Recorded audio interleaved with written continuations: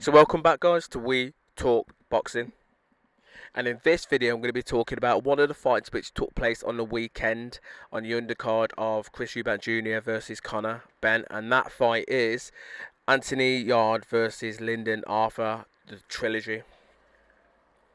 So overall, watching this fight live at the event, I felt that it was probably the worst fight on the night. Very boring, not exciting at all. Pretty much only one person trying to get the stoppage, trying to get the win, and it didn't really live up to the hype that I thought it potentially would have been. And for trilogies, this is probably the worst trilogy personally that I've watched. But these are just my thoughts. As I said, watching it live, it was very disappointing. Yard tried. He tried to press Lyndon Arthur.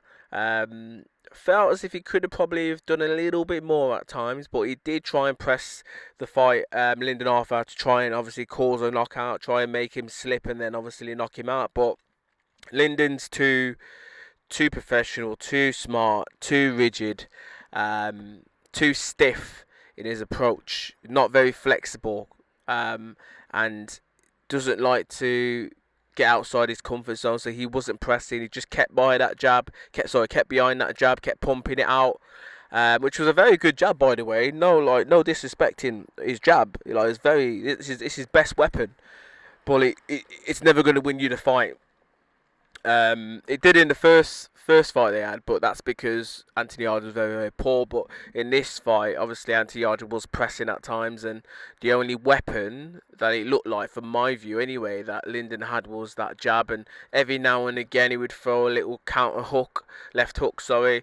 Very rarely he would actually let loose or let go of that right hand. He was very conservative when he was throwing that right hand. I don't know why, Lyndon, but yeah, it was just disappointing from my point of view. And considering it was the co-main event, I just felt as if it could have offered more, could have got people a little bit more exciting before the main event fight. So yeah, I'm just unsure of where both guys go and what this does in terms of their career. I think personally, so I'm going to start with Lyndon. I think it doesn't rule him out having other or being in other good British domestic or good fights. I think if he would have lost this badly in terms of getting knocked out or stopped quite badly or concussed or whatever, then maybe you could have probably said this is probably the end for Lyndon Arthur. He hasn't really got much more to offer the light heavyweight division. However, because he made it difficult and hard for Anthony Yarde, there's still fights there for him in the light heavyweight division. There's fighters there. I'm just going to pull up one of the rankings right now. In terms of the British scene, you've got people like Zach Parker, who's around, this fight might entice. You've got people like, obviously, up and coming, Ben Whittaker as well. You've got Lewis Edmondson, who's around there as well in the British scene. So yeah, there's a few fights there for Lyndon Arthur still. And again, you never know, depending on how he handles his next fight and how he gets on in that, he might be able to come back and maybe state a claim for maybe another big fight or maybe a world title fight in the future. But I think if this fight would have written him off, I think if Yarde would have went in there and just absolutely annihilated him, then this probably would have been it for him from my personal point of view.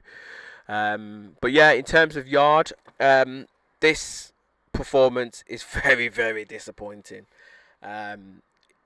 Big scene, big stadium, co-main event. People were expecting fireworks. People were expecting a glamorous knockout. So where this puts him, not too sure. Can't really see him trying to mix it with the big boys like David Benavidez, Bivol, or Beterbiev.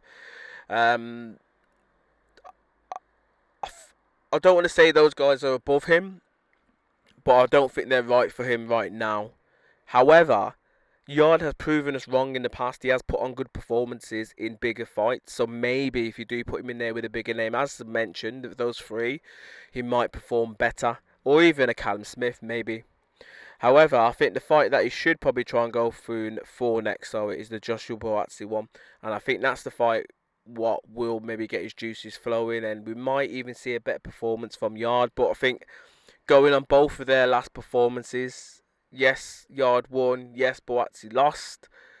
I'm gonna probably edge more towards Boazzi if that fight does get made, only because I think even though he lost, he's showing us a little bit more grit, bit more determination, and that he's got that little bit difference to maybe go up a level.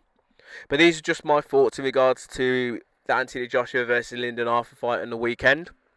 As I said, disappointed from my view where I was seeing, where I was watching it, live at the stadium. Just wanted more, but I didn't get more. Um, but yeah, I think I might even probably watch it again, like on YouTube or whatever, just to see if I'm wrong in my opinion. But yeah, very difficult fight to watch. Very boring fight. I just couldn't wait for the fight to be over and for Conor Benn obviously and Eubank to get in the ring. But guys, let me know your thoughts in the comments below. You watched the fight, obviously. How did you see this fight? Am I totally wrong? You know what I mean? Was it a better performance than what I actually said? Like, did Anthony Yarde deserve to win it? Was it even close? And where do you reckon both guys should go next? As always, please let me know your thoughts in the comments below. Bless.